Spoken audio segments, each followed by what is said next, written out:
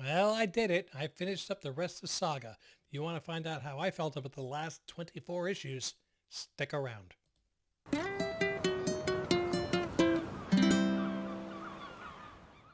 Welcome back, family. Team Ohana here. I'm your host, Rich, for the Back Issue Book Club.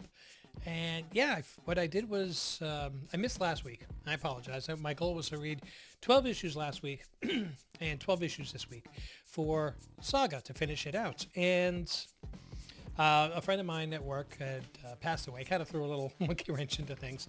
And thank you for all the condolences that everybody said to me. But I wanted to be able to get to read this. So during this nice 3-day weekend, I sat down and I read, just straight through. I think it was the last 3 issues. I started, like, no matter how good the story is, your eyes start getting heavy because you're just reading. So I stopped. I took a nap. I want to be 100% attentive when I read those last 3 issues, and I'm glad I did. So let's just jump right into this. I tried to make myself notes. And I'll be honest, I stopped writing notes at issue 55 because I couldn't take it anymore at the end of the issue, stopping to write. I had to just get the next book and start reading. So I stopped at issue 42.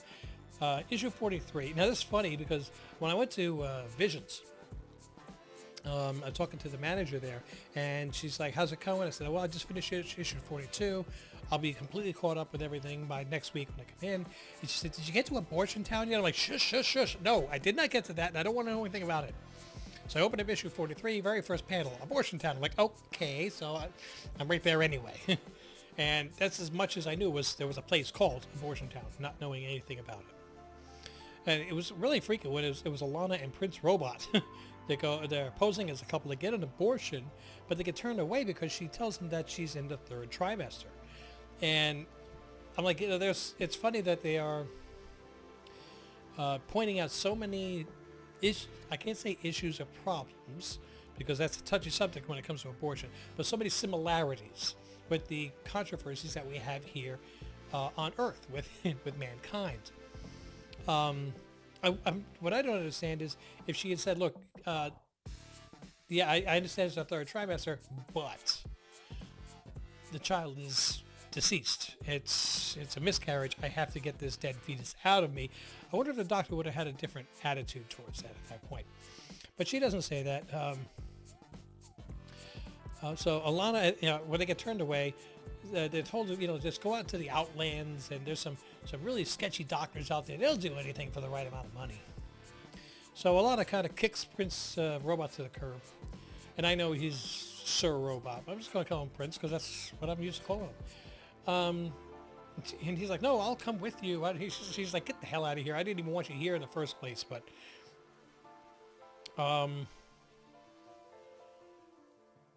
yeah. There's some major things that happen up in later issues, and I just have to make sure I'm in the right frame of mind. Uh, so she heads into the Badlands. That's what it's called. Um, with Marco, Hazel, and Curdy.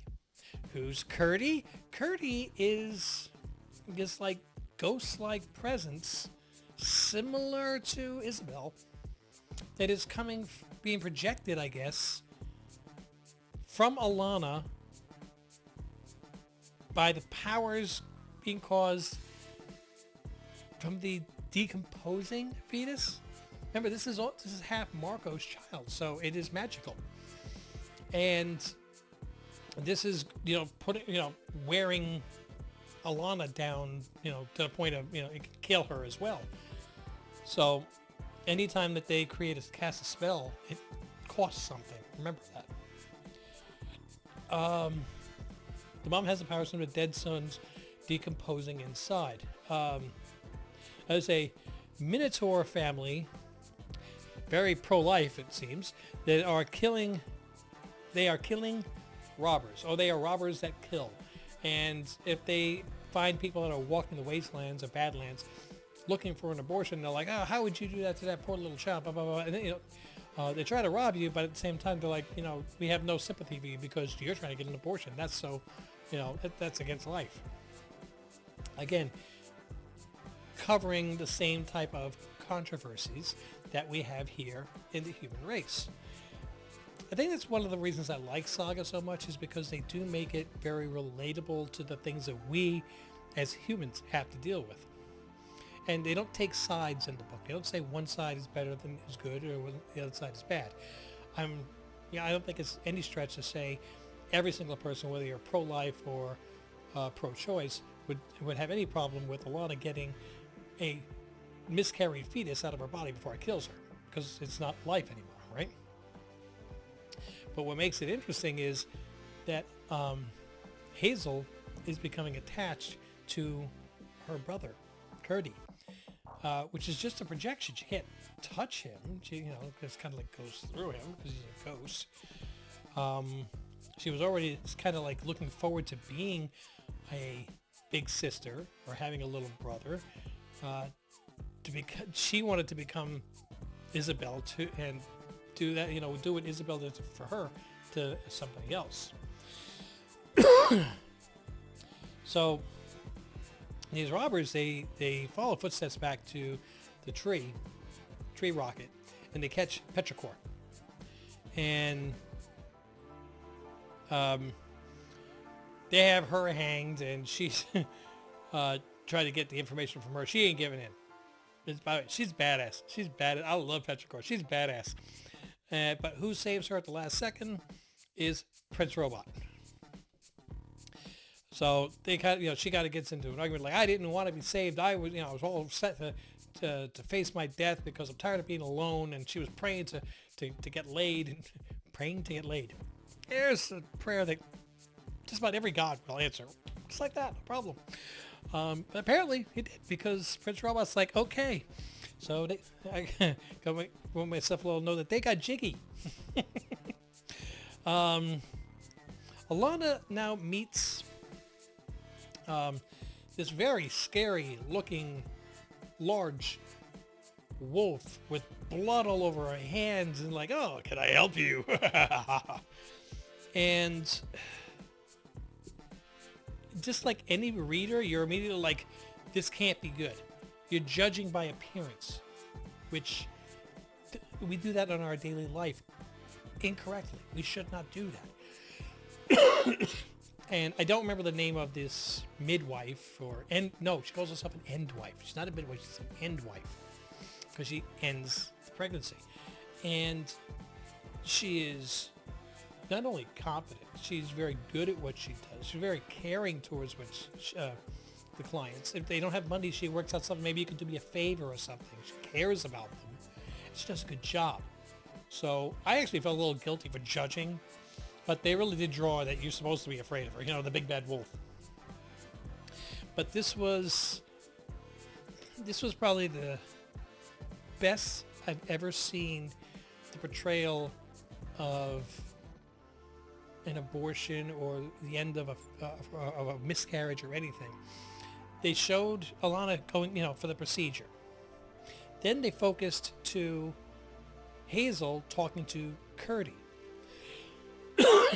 And Curdy is saying, well, what's going to happen? Am I going to disappear? And Hazel's like, yeah, probably, but I don't want to disappear. She's like, well, you'll always be here as long as somebody remembers you.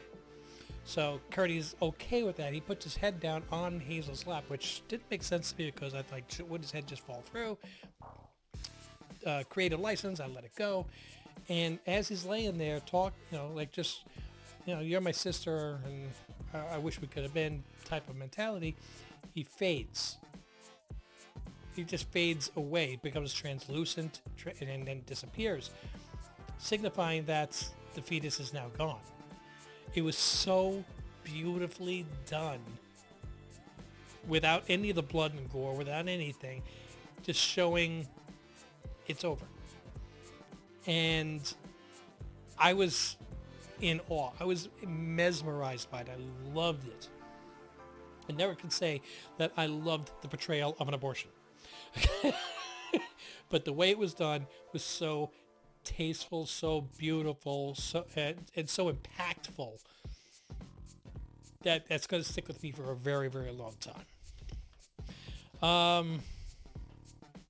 So in issue 47, let's get right back into drama. We get a new character named Ianth. She's a diplomat. She's a widow of one of the Sextilian guards that the Will killed. And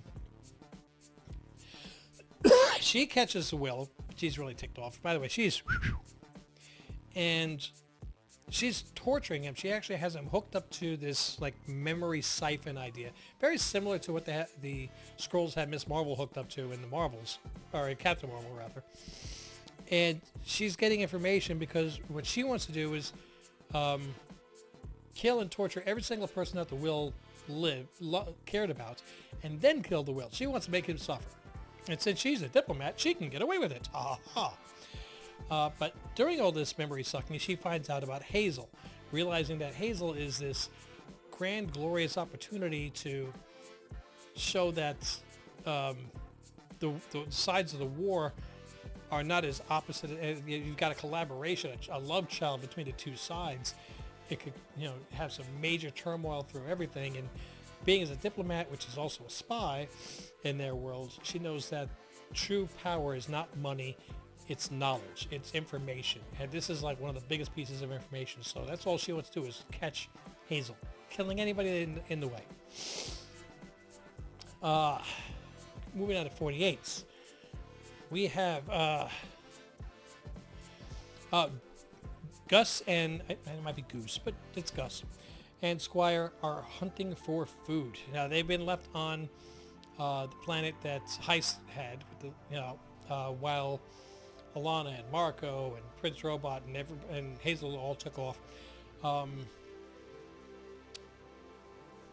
Nobody's back yet. Remember, that was the grand thing where they all went to go rescue Hazel. It's been a couple of months. They haven't made it back to that planet yet. And they're starving. They have no food. All the food's in the tree. So they're making the decisions, should we, how about we kill Friendo, giant walrus? A lot of food there.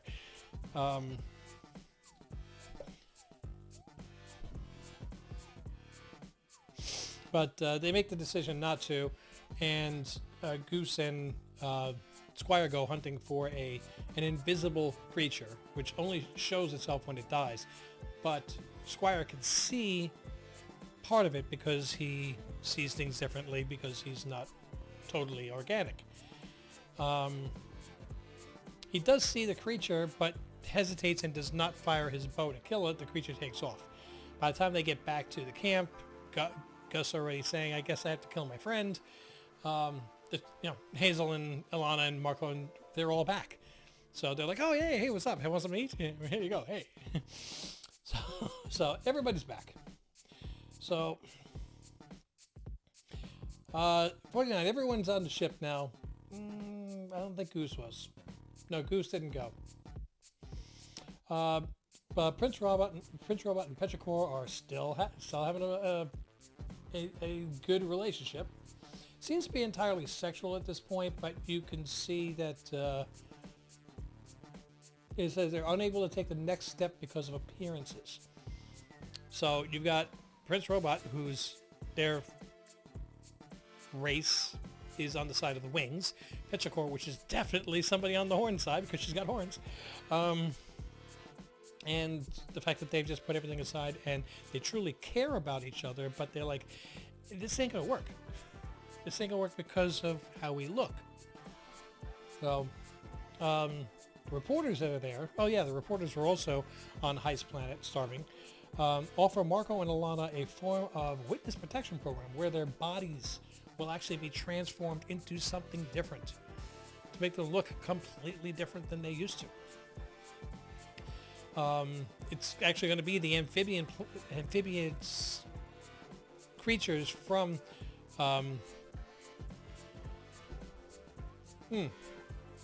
Duff and I can't remember the other reporter. Duff was the photographer, the reporter, I can't remember his name. But anyway, their race is like an amphibian type of creature. They could turn Marco and Alana and Hazel into the same species through a type of magic in exchange for their story, which would be this, Woodward and Bernstein amazing breakthrough Watergate type of story. And they declined. Now, listening in on this conversation is Prince Robot. And Prince Robot comes over and says, hey, look, I've got a different news earth-shattering story if you're interested. And I want the same deal for me and Petrichor and Squire. I know that Fang, the comet that was destroyed, was not. I know that, through my information, that was not a random accident. That was actually planned, and it was, and all those millions of people that died were just to, for nefarious reasons from the governments. So, if you give me the same deal for my family, I'll give you the information. So I think Petrichor at first was like, wait, I've already had to kind of hide who I am. I got to hide who I am again. And I get that, because remember, she's a transgender. Now she's going to be a transgender and transspecies. I got to hide again. And I can't even imagine what that must be like. Already I don't feel like I am who I'm supposed to be. I'm not accepted for who I want to be. Now I have to pretend to be something even more. Wow, that's serious therapy. It's so deep. Squire, though, is playing the, yes, Dad, I understand. It's the best for the family, and I want to make you proud, and I'm going to do everything. Okay, cool, no problem. But in his head, I'm running away. I can't deal with this crap anymore. I'm out of here. So while they're setting up this deal, and the editor of the newspaper agrees, he's going to pay for this extremely expensive procedure. They're outside of town on this little island. It used to be in an amusement park. Just kind of like hanging out there and, what do you call it? Waiting for the information, waiting for the elixir or powder or whatever it is that's going to transform them so they can sign over the rights for the story. And here comes Agent Gale being a little prick. Ugh. And he basically debunks the entire story to the editor, saying, "Oh yeah, that was this, and no, yeah, see the pictures of this. It's doctored everything, totally debunking."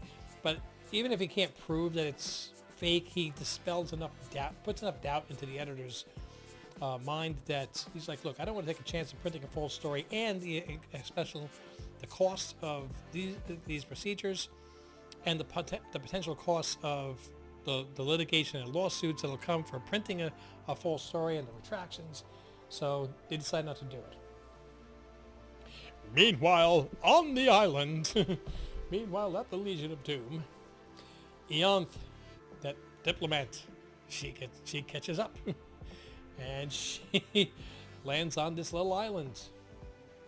Now she was able to track down one of the reporter's old comrades and said, "Hey, did you have any locations that when you were in hiding or trying to hide a subject that you used to store them at? You might not know where they are, but you know where they might hide based on where you used to hide people for the newspaper." And he must have given up that island. So she shows up, and now by this point, Prince Robot is, Penciling Squire has run away. So everybody's kind of like split off on different sections of the island, trying to track her down and track down the Squire. And Duff, the photographer, finds him, and Eon's got her arm around his throat, gun to his head. A scuffle ensues, and Duff is killed by Eon. So, okay, we've now lost Duff. So, but in the scuffle though, Will was being controlled by a collar and a remote control that Eon had. In the scuffle, Duff got his hands on the remote and hit the click, free the slave button. So she turns around, and the Will's gone, and the broken collar is on the floor, and she's like, "Ah, damn it." So,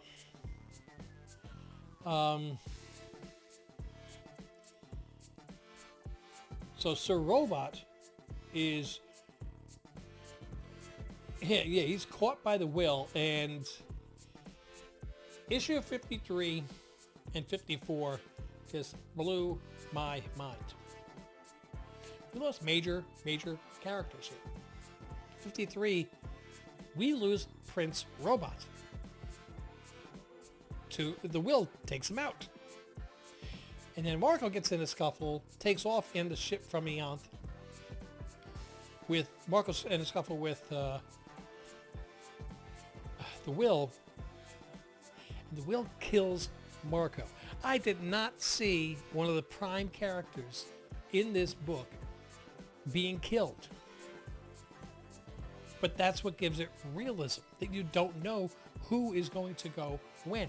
I'm really getting nervous every time I see a cover, and the cover has a picture of a specific character. I'm like, are we going to lose Lion Cat in this one? Are we going to lose this? I was so nervous ever since I saw that cover that was so great with Isabel on the cover, and then she died in that issue. So, yeah. Marco is killed in issue 54. And I'm like, I still got 12 more issues of this. I don't know if my heart can take this. So issue 55, we take a little time jump. They love doing that to me, a little time jump. Hazel's now 10. Squire he's Tiny Tim. He doesn't speak. He's the little brother. He's been basically the little brother. What do you call it? It's just Alana and Squire and Hazel. Petrichor's not there. Gus is not there. Frendo's not there. And she's like a single homeless mom living in a tent, trying to, to hustle here and there, sell stuff.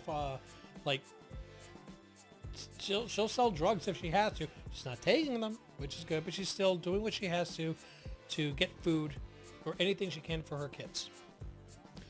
Again, Tiny Tim has not spoken since the death of his father, which is now 4 years, I think, at this point. Gwendolyn is been presented from the will with Marco's skull. I'm like, oh, he so needs to die. What the hell, man? All right, so that's the end of my notes. I'm just going to go by what I remember the rest of the way. We've got Petrichor's on a mission. She is on a mission to avenge Prince Robot. So apparently she felt a lot closer to him than she was willing to admit. But she was looking forward to having a life with him and Squire. Even though she, like when she gets hugged by a kid, she's never like hugging back. It's kind of like, yeah, okay. It's almost like, if you ever watched the TV show Lucifer, when he gets hugged by Trixie, he's like, okay, yeah, I'll do anything in the world to keep her safe, but no physical contact. Alana is trying to find any kinds of work or anything she can, and she has this one person that shady drug dealer contact, extra work jobs type of thing, and she offers I know this one spell, this one ability that if you get these really hard ingredients, I can reverse time enough to bring back Marco and bring back Prince Robot. And of course Hazel and Squire are there hearing this. And Alana can see through the BS, she's pulled enough scams, I guess, in her time that she can see a scam. I think I've also... Yeah, I've actually overpassed a certain timeline, I'm sorry, where she gets pulled over out in space by this pirate ship. And this is like the coolest pirate ship, because that's really what it is. It's a giant skull with crossbones. Instead of a flag of crossbones on a ship, it is a ship that actually is skull and crossbones. And she pulls this one job off for the guy to pay for passage, I guess, if you will. She has a first mate, which apparently has a very checkered past, but she trusts him because they've been together long enough. It's funny in this book. It's not funny, but the guy that is the captain of the pirate ship, he tells her, just do me a favor, take your shirt off. Okay? I want to see that you don't have any wings, because he himself has horns. And she's like, excuse me? Take my shirt off? I don't think so. And he ain't having any of that, so he sends a blast of bull. He goes, look, I'm trying to be polite and everything, but you need to remember, I am a pirate. I'm like, good point, yeah. Remember where you are. Just being cordial, but don't push it. So then it does a little flashback to her visiting that wolf end wife again, because during the battle where Marco was killed and Prince Robot was killed and all hell broke loose and they beat Ian, she lost one of her wings. One of her wings was shot, and it doesn't look like it regenerates. And she asked the end wife, I need you to hack them off, remove them. Again, I'm thinking Lucifer. But and apparently she did such a good job that when she does lift her shirt to show the captain, it's a clean skin back. There's not even a scar. So that really emphasized how talented the end wife was. But I guess had to get a job there based solely on the way that she looked. So when she does the job for the captain, she comes back and like a lot of her hair is missing and everything else. She's like, yeah, there were fleas there. You didn't tell me that. So she had to shave off a lot of her hair. Two of the members of the pirates crew, like, we don't want to be here anymore. We want to leave with her. And her first mate's like, yeah, and I'm going to stay with this guy. So they're kind of like swapping people. I think that we should see... They gave a little bit of back history of Alana's first mate. I don't... If they never had that character come back, and they didn't by issue 66, it was a lot of information that we didn't need. So I don't think that that's the last we've seen that character. It is by the of the current run, but... so anyway, she's back on this planet. She offers a ride to the two people that are leaving the pirate ship. They're not joining her crew or anything. She's like, you know what? You can hop on my ship. When I get to landfall, you guys go your way, we'll go ours. So they do. And Agent Gale tracks down one of them, who's kind of a frog. He is a frog. In a diner saying, hey, so I heard you've been traveling with somebody named Alana. And he's like, this is so racist, man. I understand we all look alike, but you guys can't keep walking up to every frog thinking we're all the same person, Well, you're playing that kind of instrument. 50% of us play this instrument, okay? You're generalizing, you're being, no. Just like I told the other guy. And he's like, other guy? What are you talking about? The other guy that was looking for them a week ago. I'll tell you the same thing I tell them. I heard something about a lighthouse, but I don't know anything else beyond that.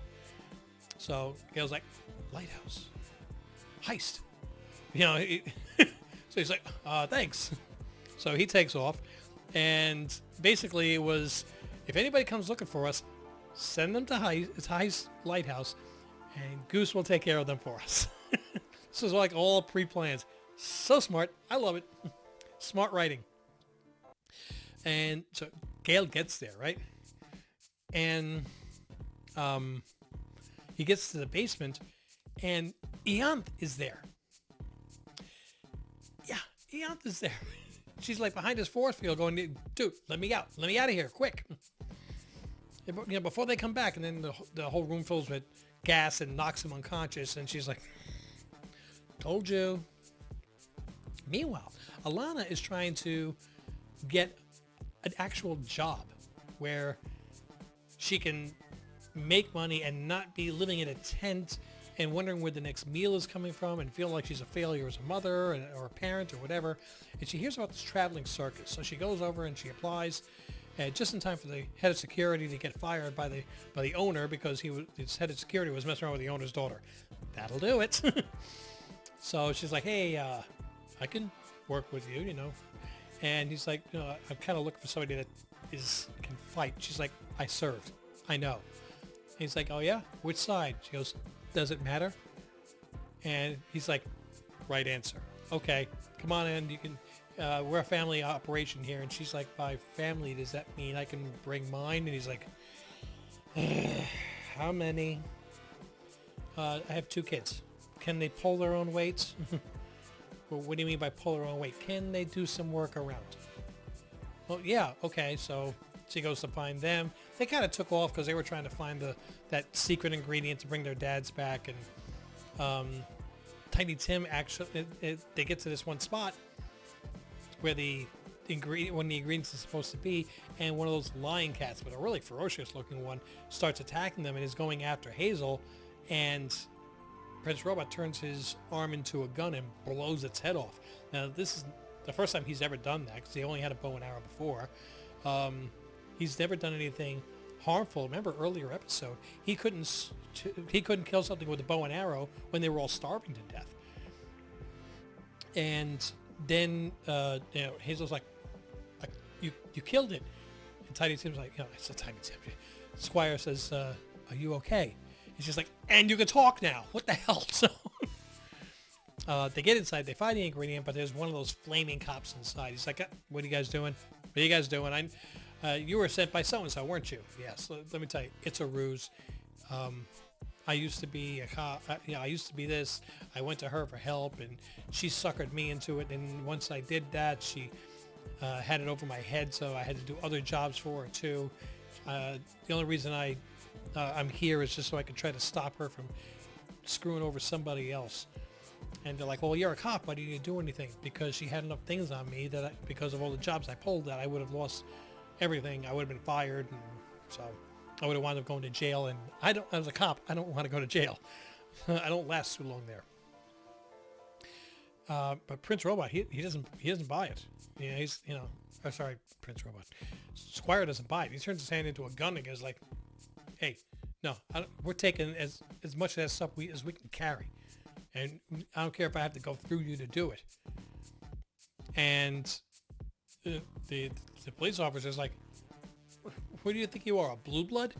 Because only blue bloods had those cannons. So Hazel's yelling like, what the heck are you doing? What are you doing? And stop it. So he goes to fire. Hazel blocks the shot, and it just goes right over the guy's shoulder and blasts a hole in the wall. And she just grabs Squire, and they fly away. They get into this big argument, and she punches him in the TV in the head. And they're both like, ow, ow, ow, ow, ow. And just like siblings, because like as soon as that happened, they're like, you okay? Sorry. Yeah, I'm sorry. And then they gave each other a hug, showing that they really do care about each other.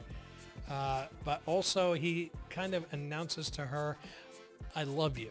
So the feelings he has for her are not sibling type. They are romantic type. But Mom catches up with these guys, and I know that I had the order of that out. I think that happened earlier on. No, it's right about that because he didn't talk prior to that. Oh no, it was a sign on the screen that he said, I love you. And she's saying, the two of us are too different. We're two different species. At which point he points up pictures of, like, your mom and dad were different species too. But she's like, I just don't see you that way. You're my brother. But they finally get to the ship just before it takes off. Alana and the kids. And he's like, I was about to take off. Glad you guys made it. You're down in room 65. And she's like, wait, we get our own room? Oh my God. So she goes and she opens it up, and it's like bunk beds for the kids, her own bed. They're going to be getting food. It's nice. It looks like the first chance in a long time for normalcy. So Hazel's even narrating at this point that, sometimes things, do work out. So you get a little hope for them. Flashback to Heist Planet. Can't remember the name of it. Sorry. And we've got Gale all tied up. And he's being interrogated by a reporter. Remember, Duff was killed by Eant. The Eant is downstairs. And Goose. And they're not really interrogating him. The reporter's saying that what people have to do is stop fighting. We just need to stop buying into all the bullshit that people keep telling us about why we should hate each other. Let's take a step back and think about it and, forgive one another. And maybe if enough people do that, this war can finally come to an end. And while he's, debating with these people, they don't realize that he's actually pulled something out of his wrist or a ring or whatever, and he's sawing at the vines. And he frees himself and he flies up to tackle them, and he's shot from behind by Ianth. Yeah, the one that killed Duff, that was locked in the basement. And she's like, sorry for cutting it so close, but you did tell me to hang out in the background. And then they started talking, and the reporter has actually not only forgiven her for killing Duff, but has reconditioned her, or at least been enough of a therapist to her to allow her to expel all that hatred. And like the last scene of it is saying, as he's talking to her, what we need, the biggest key is forgiveness. And over his shoulder, you can see the picture of Duff on the wall. And it's, again, so beautifully pictured. So Ianth is actually no longer a threat. They have a way of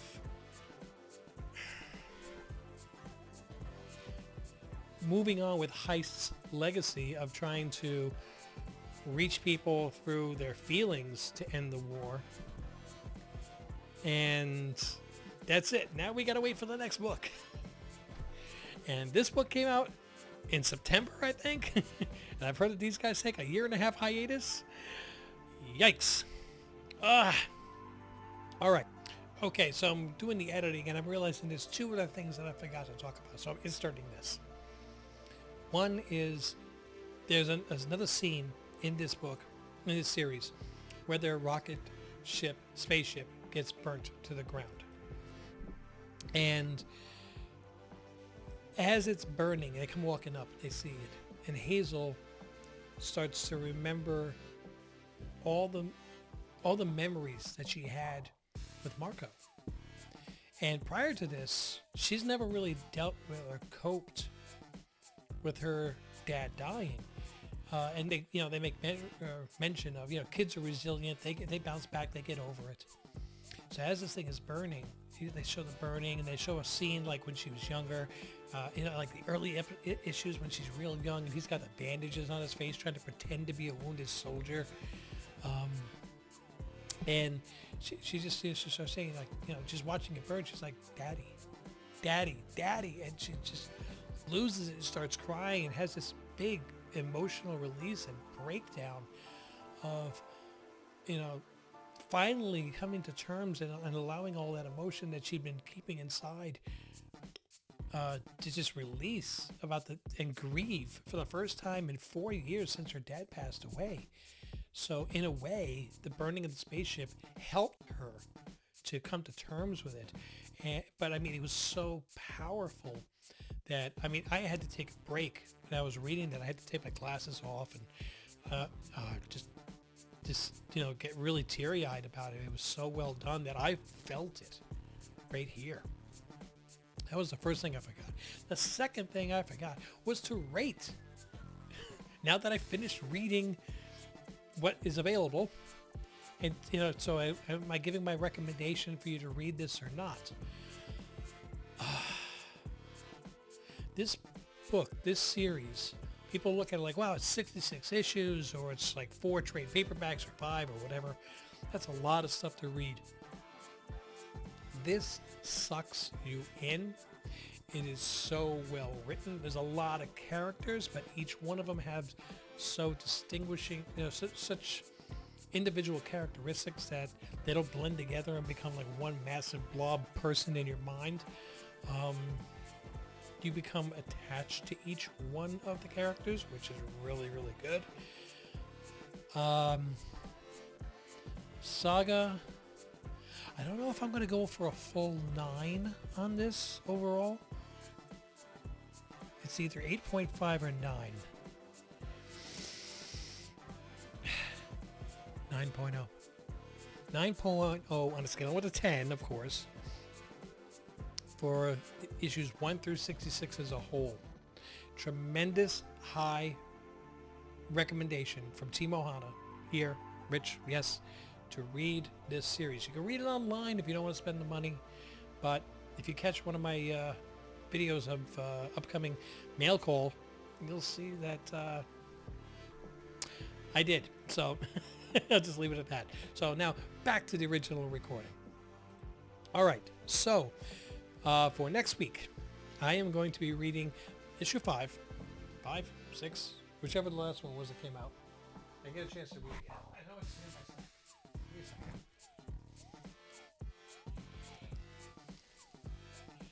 Kill Your Darlings, number 6. I am going to read the Stitch number 1 that I get a chance to read yet. And I will read Avengers Twilight 1 and 2, because I hear that's a pretty good story, and I want to read that. So again, it's going to be Kill Your Darlings number 6, Stitch number 1, and Avengers Twilight 1 and 2 for next week's Back Issue Book Club. In the meantime, I want to thank you guys for joining me so much. I really appreciate it. Don't forget to click like and subscribe and click on those notifications so you know when more videos are dropping. Don't forget to tell your friends about the channel. And, just if you want to support the channel, you can become either a YouTube member or a Patreon member.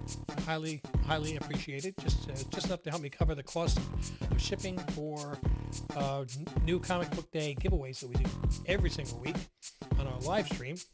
Please join us for that. Love to see you there. In the meantime, though, I'm going to wrap this up. Thank you so much for joining. See you in the next video. Mahalo.